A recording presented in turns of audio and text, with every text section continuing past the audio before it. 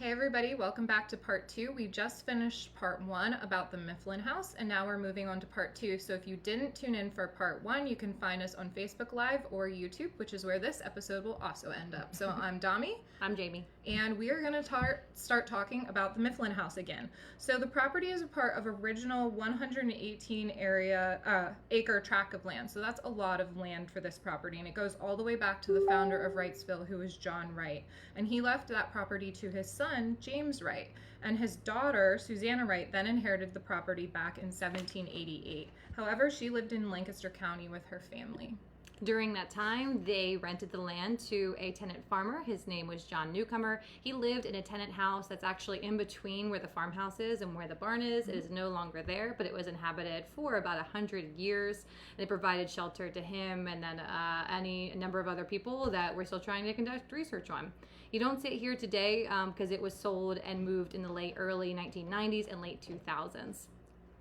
So, and at that time, the stone house didn't even exist yet, and that's where we filmed our live episode the other day. Yeah. But then Susquehanna meets Jonathan. So on a fall day in 1800, Susquehanna Wright married Jonathan Mifflin. So let's dive into Jonathan's backstory. He had been raised in Philadelphia by successful merchants, and despite being a Quaker and therefore a pacifist, he served in the Continental Army in a non-combatant role. In 1776, Mifflin entered the Army as a colonel, and he served as Deputy Quartermaster General under General Thomas Mifflin. General Mifflin was Jonathan's distant relative and later would join politics as the governor of Pennsylvania. Jonathan spent the majority of his time in the military at Washington's headquarters. He escaped in the next to the last boat back in 1776 in July when they were retreating from Long Island. And along with General Washington, Jonathan continued through New Jersey, and he witnessed a lot of battles like White Plains and Brandywine. So June Book Lloyd states that she unearthed an unsubstantiated story about Jonathan Mifflin. So he's credited with getting help for Marquise de Lafayette, a French ally celebrated here in York County. And when Lafayette was wounded at Brandywine, Jonathan apparently recounted a story where a shot passed under him and under his horse as well. And the bullet went between the front and back legs, but failed to pierce either of them. So quite the story, quite the close call. Yeah. And after the war, Mifflin joined his family business by supervising shipping and trade with India. Pretty cool story. Susquehanna was actually Jonathan's third wife, which at first when I read, I thought, oh snap, there's some interesting drama here, but his story is actually really sad. Different time. Yeah, so his first wife was Mary Harrison. She died in childbirth. His second wife was Frances Mifflin. She also died in childbirth. He had two young sons named John and Thomas. And he lost baby John, too, in addition to his first two wives. By the mid-1790s, the Mifflin business was struggling, so Jonathan and his brother decided to sell it and move western to Lancaster. There you go. So in Lancaster, he joined a Quaker meeting where he likely met Susquehanna. So they met at church. Yeah. They built a house that they would call their home in 1800, and that was this house that we're showing you right here, which is known as the Mifflin House today. And the house... an entire community rallied to save. So they named it Hybla, referencing a district in Sicily known for its bees and honey, and there they raised two sons, with only one unfortunately making it to adulthood, and that was Samuel Wright Mifflin, who was born in 1805. Thomas Mifflin died on the farm in 1807, and a third son, William Wright Mifflin, died in infancy. So, you know, the poor Mifflin family, they were no strangers to loss. Now, I wonder where he's buried. Thomas Mifflin. That would be something we'd have to ask Pete. I'm surprised that didn't come up in our conversation. I know. If you know, comment below. Yeah. I'm very interested because if it was a child, if it was buried on the farm or in the surrounding area. Pete, if you're watching, please answer. A few people helped them on the farm, including a servant named Harriet Lee Smith. Her husband was a black business owner over in Columbia. Both were Underground Railroad conductors. Ooh, how convenient. I know. Jonathan was frequently in Philadelphia managing his family's business, and so therefore someone else had to farm. They also contracted indentured servants, one of whom was a black 14 or 15-year-old who actually fled the farm. The Mifflins placed a notice in the Pennsylvania Republican in 1824 looking for them. And so it's interesting that this Quaker family must have viewed slavery different from indentured servitude because they were against slavery, but they still had indentured servants. Just an interesting kind of conundrum. It is, yeah. They probably looked at it more like a business contract, but we'll never really know. So the house is being saved primarily because of the Underground Railroad historical significance. But why this house? Why the Mifflin House? It was owned by Quakers. Quakers strongly believed and actively contributed toward the abolition of slavery throughout history. And like the rest of the world, they were the first York Countyans to oppose slavery because of one core principle, and that's all humans are equal regardless of their race. So John Mifflin, who was Jonathan's father, is believed to be the first person to free those he enslaved after the Philadelphia Yearly Meeting demanded it back in 1754. Jonathan loved his farm, and he loved walking through the cherry orchards. These orchards saw an untold number of refugees that were fleeing bondage. The Mifflins provided them with shelter and even fed their bellies with produce they would have grown on their own farm.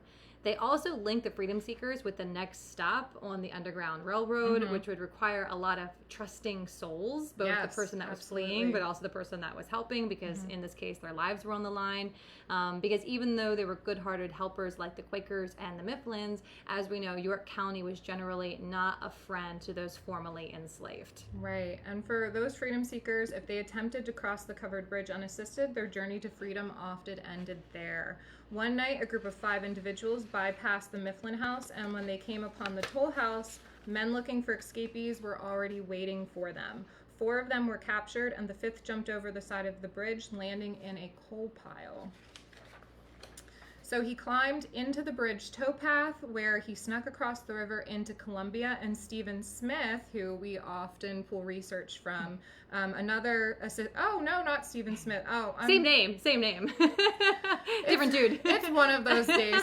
Stephen Smith, another assistant on the Underground Railroad, was there and helped him. I mean, Stephen Smith is not that old, but he could have been a conductor on the Underground Railroad. Stephen, I didn't know you were a conductor on the Underground Railroad. Now, Jonathan Mifflin could not have done this alone. He was married to Susanna Wright, whose family, as we know, founded the town. And they lived, like we said, here in the High Bluff. This was a stone house that was surrounded by almost 200 acres of fields and pastures.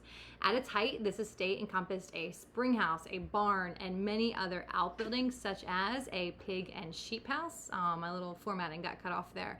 Also a root cellar. They also had a privy and a machine shed, as well as a well shed, pump house, and storage building that was built on the former barn foundation. You can still see a lot of these items today, which meant that the land kept its historical integrity, and also one of the main reasons why it's being preserved. Right. So take, for example, the barn, which we're showing you right now. That was built in the mid-1800s, and it's a classic Pennsylvania bank barn built into the side of the hill. The ramp up to the 2nd floor allowed for farm equipment to access the area for storage, and the lower level under the forebay held the livestock, which stayed cooler in the summer and kept them warm in the winter months. And it was expanded around 1957 for dairy operations, and the modern metal siding and roof came to be in 2005. The Mifflins were heavily connected with other Quaker businessmen and women, like 2 images that you see here on your screen, William Wright, as well as Black businessmen like Samuel Smith. As Quakers started to age, it was the black-lead Underground Railroad ring that picked up, especially in the downtown with William Goodrich in the early 1800s, but they still used the Mifflin House as that river hub. So the Mifflin House was a vital node, a light in the darkness for danger, and it makes me wonder how many people ended up getting lost because they just didn't know where to go. You weren't using a map. You were just trying to go from Underground Railroad station to station, hoping and praying that you were going to the right one. And sometimes people could write down directions for you, but you were really just going by oral history and stories. Yeah. So if you had to do this, if you had to flee your home and travel along something like the Underground Railroad, leave a comment and tell us how you think you'd fare. If you think you have a natural sense of direction, if you think you would be trusting enough, to go knock on a door and ask for help. I'm really interested what modern people would do in this situation. Yeah. Dami is notorious for using her Google Maps everywhere that she goes. Yes. And I do too. I am almost so bad that I just have it on as like a catch, so I don't get lost. I could go 5 minutes down the road. I've lived here my entire life, and I would use Google Maps. So, the Mifflins would not have recognized their home as the Underground Railroad. Right. That phrase, because remember at the time, those escaping bondage spanned over a century of time that people were helping. And this phrase was not used until the 1840s, after Jonathan and Susquehanna had both passed. So their work to help enslaved people started way before efforts became super organized. And we have to remember that the Underground Railroad was supposed to be a secret. It wasn't something that you were advertising. You didn't put a sign out that said Underground Railroad stop. Right. So, obviously the people that needed to know were in the know, but, people looking for escaped slaves, you didn't want to advertise that you were a stop on the railroad. When the Mifflins were active, the network relied on religious and kinship connections. So Susquehanna's brother was William Wright of Columbia, and like his sister, he held so strongly the belief of freedom that he too helped freedom seekers along their route.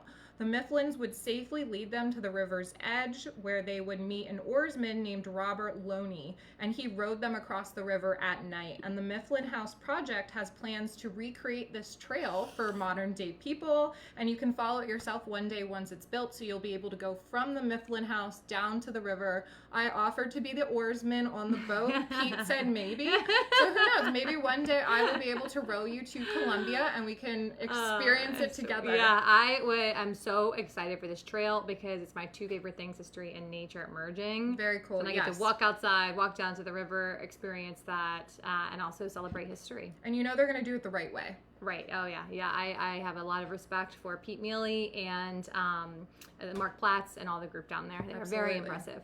There was another river crosser, and his name was William Whipper of Columbia. He was a black entrepreneur and, of course, abolitionist. He helped freedom seekers cross the river at the Mifflin House.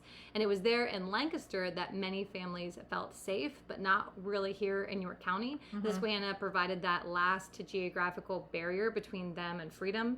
Now, we know we were not officially safe until Canada, but there was a huge sense of relief when they got out of the southern sympathizing York County and into the, at the time, more progressive Lancaster County. Yeah, so William Whipper, what a great name, by the way, reportedly said the long bridge connecting Wrightsville and Columbia was the only safe outlet by which they could successfully escape their pursuers. When they had crossed this bridge, they could look over its broad silvery stream on its western shore and say to the slave power, "Thus far thou come and no farther." So I can only imagine the relief that these people felt, thinking like, I'm one step closer, just that much closer to my freedom.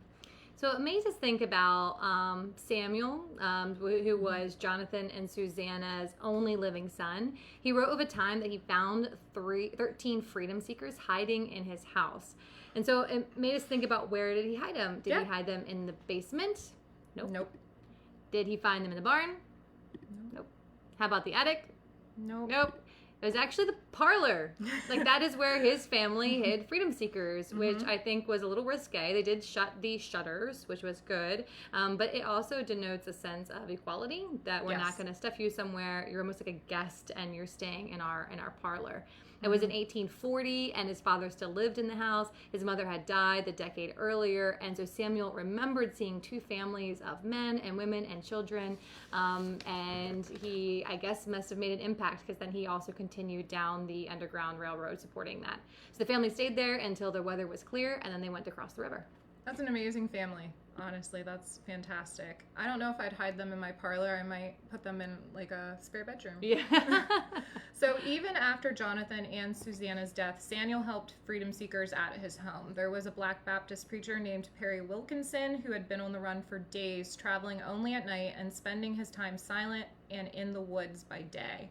He left York one night, reaching the Mifflin House around 10 p.m. with the help of a guide, and Perry knocked on the door hard enough to wake up Samuel, and Samuel made up a bed for him. He didn't spend much time there because the family could hear him pacing around all night, really restless, and Perry was worried about his family because he had to leave them behind in Maryland. Yeah.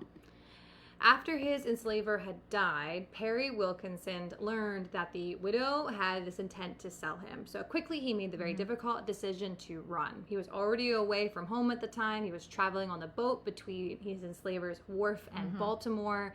He safely crossed the river, and we don't know what happened to him after, or if he ever met with his family. This is just one example of the dehumanizing impact of slavery. Yeah, absolutely horrible. So Samuel Mifflin was an engineer for the Underground Railroad, or for the railroad, and he made managed the construction of York County's first railroad network.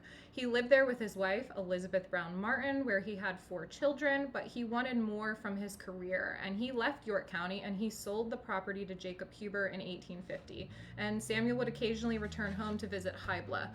So we're going to end part 2 now, and we're going to come back in a second to talk about part 3, and we're going to talk about Jacob Huber and the Civil War. See you soon. See ya.